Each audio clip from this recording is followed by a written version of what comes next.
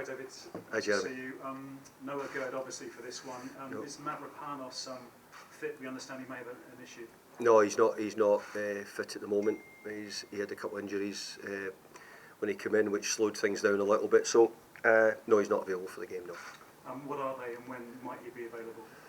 Well, I don't really want to put a time on it just now, but we don't think it's too serious. But hopefully, he'll certainly be getting himself back. We've got one more game after this before the international break, so hopefully we're getting and seeing him probably certainly by the end of that. Just on the player himself, I mean, how pleased are you to get him? Really pleased.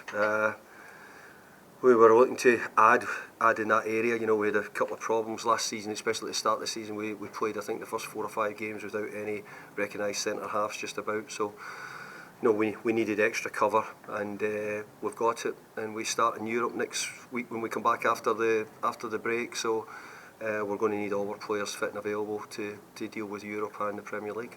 Kera missed last weekend. Is he okay for Brighton? Yeah, Teal Kera had a bad neck. He's back trained this week, so he's back and available to play. Yeah. David, last night Mohamed Kudos scored a hat-trick for Ajax, and afterwards suggested that could be his last game, and he might well be coming here. West Ham fans are excited. What more can you say? How confident are you about this deal? Well, you probably know the answer. He's not our player, so I'm not going to talk about another player at another club while they're not our player. So. I've not got much to say, but I did notice that he scored a hat-trick last night, yeah. A week, though, left on the window. How important to get a couple more in, and particularly a striker with Scamacca gone, of course? Well, you're telling me what I need to do now. You're telling me that's the position I need. So, look, we'll look and we'll see what we can get. Club are working really hard and been really supportive to try and add to the squad we have. We're hoping that we can bring different players in. But look, there's just no guarantee. But I do believe that I think I said last week, I do believe by the end of the window we'll have added a couple of players to it. I still believe that. And let's see. Just on players who might be leaving, we're hearing a number of clubs are interested in Ben Johnson. He's into the final year of his contract. What would your view on him staying, going this window? Well, I don't want Ben to go, but we offered Ben a contract maybe a year and a half ago or so, and we've not been able to get to any point of agreement on it. But he's a great boy. I really like him. I really hope he stays. He came through the youth system at West Ham. We certainly wouldn't want to lose him if we can help it. But football's got another side to it, contracts, etc., and making sure people are looked after. So I had a good conversation with Ben at the end of last season about it, and we really do want him to stay. What a game this weekend. Brighton have been flying, but you're on the high after Chelsea. How bullish are you going there? Well, we're playing a team who we've found it really difficult to beat over recent seasons. It's been a bit of our bugbear that we've not been able to beat them. No, we go there in good spirits, but why would they? They've beaten the other 2 teams by 4 goals in each game just about. So they're in really good form, and we're going to have to play extremely well to get a result. But first for everything, isn't there? So let's hope this is the one. Yeah, what is it about Brighton? You've had some tough trips there the last 2 years. West Ham haven't beaten them yet in the Premier League. I mean, are they a bogey team for you? I'm not going to say that word. But let's be fair. We've not. You've said it. We've not won against them. So at the moment, they're difficult opponents. That's what I would say about them. And I think they're as difficult now as they've ever been. They're showing that by their league position and how they're performing. But I'm quite looking forward to it. Actually, quite looking forward to it. We've got a great chance. We can do. We've had a really good start to the season. Gives us flexibility to try and be different if we want to change things. Have a go at finding a way of trying to beat Brighton, and we'll try and do that. And some parts of last Sunday were so good. James Ward-Prowse with 2 assists. Great finish by Mick Antonio. And that must have been so pleasing to see so early in the season. It was great. I thought Mickey took his goal really, really well, and. In that form, he's a threat against MD. And also, I've got to say, James made a brilliant debut. He came in, and it's a bit what I've been saying for a while. Sometimes getting boys who are ready for the Premier League, know what they can do, know what the league's around, makes a big difference. You've not got the concern about people settling in and getting ready to play. So let's hope James can put in a performance very similar this week as well. Couple from PLP. Maybe a follow-up then, David, on that huge boost that the Chelsea win provided you, having to hang on for a period with 10 men, the goals, the James's debut must have given the group a massive lift. It was an unbelievable result. To play Chelsea with 11 men for 90 minutes is really, really difficult. To play them for, I don't know what, 60 minutes we played them with 11 men, and 40 it felt like with 10, and to get a result, it was incredible. It really was. Great result for us at the time we're at, and you know, a lot of people not think that we're particularly ready at the moment. You know, we've had two really good opening results this season. We really have done. But you always want a little bit longer available to do business with the end of the month closing in. Is it feel get this weekend out the way, and then you can spend a little bit of time with those behind the scenes to try and get the business you want done between now and the end of the window? Well, unfortunately, we've got a game on the Friday as well, which is transfer deadline day as well, which hasn't helped us greatly. But hopefully, we've got work all done. We've got a new German technical director. Will probably not be used to it the way we do our business here in the UK, where it's last minute and signings getting done at 11 o'clock at night, etc., etc. So, but that's the way it happens sometimes here. We had a real reasons. You know, we had a late start back. We had a great finish at the end of last season, which meant late. So it sort of knocked everything we were planning to do back quite a little bit. So ideally, we'd have had it done a bit earlier. But nevertheless, we have to go and try and get one or two more players in if we can before the window closes. Focusing on Brighton, Caicedo and McAllister gone, but Brighton's a football club.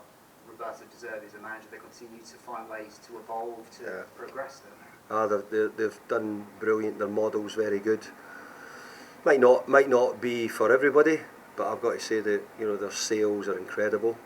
But they've also got a club and an owner who is happy to buy quite expensive young players, put them away, play them in other clubs, other countries, not bring them in immediately, and that gives them a really good model. And in the end, those players develop and become first team players and go on in the end to either be sold very well or play for Brighton. And I think Brighton have done really well. They've got some really steady players, people like Dunk and Webster.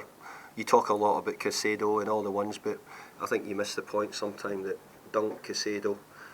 Webster I should say, have been incredible. Gross, Marsh have been incredible steady players for Brighton, and if you look at their consistency for them, they really are top players. Funny for me, it's Brighton yourselves going to have to find ways after the next international break to do the Thursday, Sunday, the games, 3 games a week regularly now. Yeah, and that might be something which Brighton find different.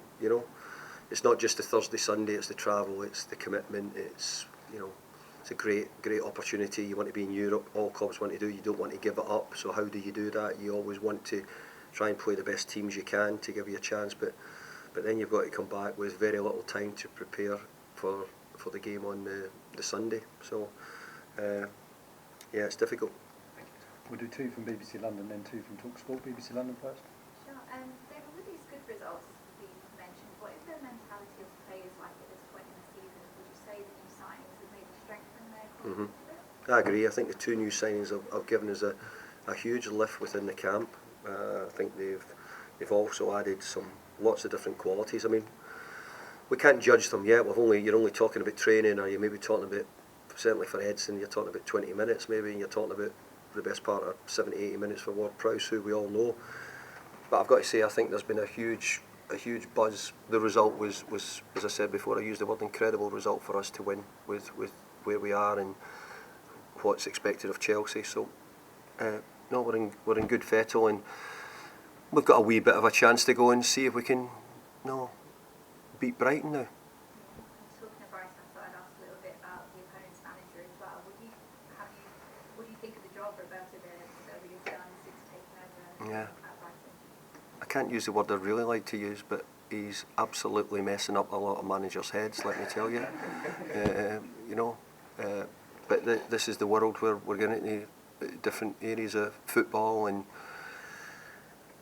obviously he's got a team which, as I said, I think he's got some really, really talented players, as we know, but he's also got some real good steady eddies who week in, week out turn up for him, do the things which they need them to do, and he's done a really good job. So did Graham Potter, though, I have to say, when he was there as well. 2 from TalkSport.